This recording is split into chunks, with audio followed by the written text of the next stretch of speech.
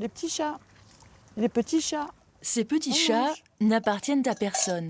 Des chats de rue, Oui, on des mange chats des errants, bébés. Ça comme y est. on en voit dans Ça y est, toutes ça les y est. cités de Marseille. Allez, on mange. Tous les ans, des nouveaux chats sont abandonnés. Des nouveaux chats, il y a des portées tous les 2 mois. Donc ça n'arrête pas, ça n'arrête pas, ça n'arrête pas. Certaines personnes nous disent de ne pas leur donner à manger, qu'ils feront plus de bébés, mais on ne peut pas les voir dépérir. On leur donne à manger, quand même. À l'autre bout de la ville, voici Marianne, infirmière de profession. Mais à la tombée du jour, c'est à une autre mission qu'elle se consacre, capturer les chats. On les appelle les mères nourricières. Elles sont 180 officiellement répertoriées par la municipalité. Bénévoles, elles aident à la stérilisation des chats pour lutter contre leur prolifération. Donc c'est des cages qu'on s'est soit construites nous-mêmes, soit qu'on a achetées. Donc c'est du matériel spécial, ça a un certain coût et faut être patient. Patiente, Marianne l'est. C'est sur les mères nourricières que repose la responsabilité de piéger les chats et elles sont débordées. Depuis janvier, moi je note toutes les stérilisations, les chats que j'ai attrapés, j'en suis à 100. Quand on arrive, des fois il y a des groupes de 30, 40, 50 chats dans des états lamentables. Personne n'est stérilisé, plein de chatons mourants, donc nous ça nous fait de la peine, donc on le fait. Et donc à force, on a de plus en plus de groupes à charge. Et c'est qu'on ne se sent pas aidé par les municipalités. Quelle politique mène la cité phocéenne pour gérer les petits félins une fois capturés? La ville de Marseille les confie à un centre de soins basé à Tretz, la fondation Clara.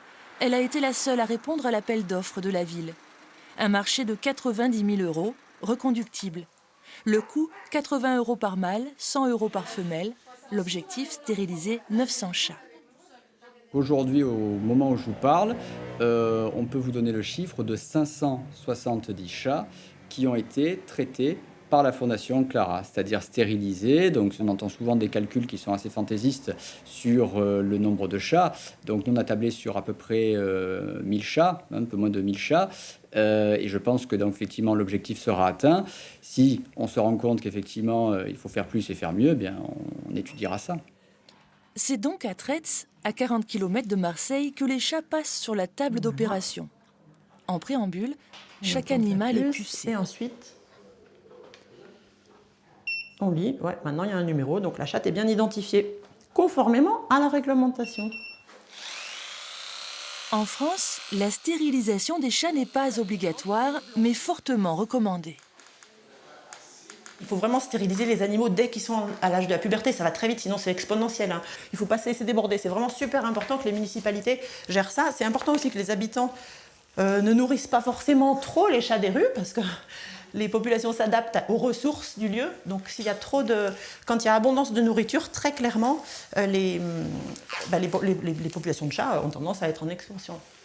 Une fois opérés, ces chats sauvages ne sont a priori pas destinés à l'adoption. Ils retrouveront leur milieu et leur groupe. On les garde à la nuit, toute une nuit en observation, et le lendemain, ils sont restitués. Les mères nourricières viennent les récupérer sur Marseille et les relâchent sur site. Des mères nourricières qui espèrent la mise en place d'un partenariat avec les vétérinaires des quartiers de Marseille pour plus de proximité. Ce serait plus efficace d'avoir plusieurs cabinets vétérinaires sur Marseille volontaires à différents axes géographiques qui permettraient aux associations, aux nourricières d'amener leurs chats quand elles les attrapent, que nous, on les opère peut-être pas le jour même et le lendemain, qu'on puisse les garder un jour ou deux. Je pense que ce problème serait facilement résolu en trouvant 3 ou 4 cabinets vétérinaires volontaires sur Marseille. Encore faut-il réussir à attraper ces milliers de félins pas forcément dociles, et ça, va falloir s'accrocher.